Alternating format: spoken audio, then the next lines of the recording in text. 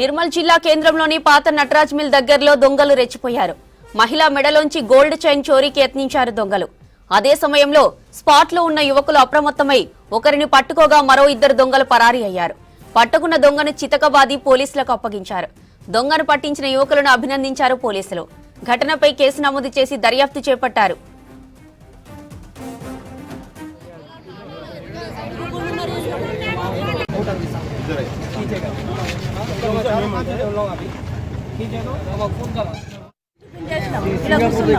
ఆటోలో అక్కడ వెనక వచ్చిండి ఇట్లా గుంజిండి నాకు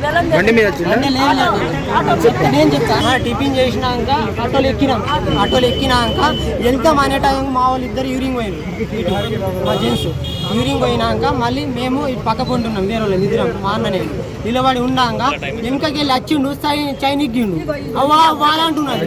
మా చిన్నమ్మ అవ్వా వానగానే నేను ఎంటనే పడ్డాను. ఆ నెంబర్ ఎంటనే పడ్డా. ఎంట పడగానే అన్న నాకు హెల్ప్ చేసిండు. వాళ్ళు బండి అక్కడ పెట్టుకున్నారు. అక్కడ పెట్టుకొని చాలా ముందు బండి మీద వెళ్ళిపోయారు. వేరే నచ్చి హెల్ప్ చేసిండు.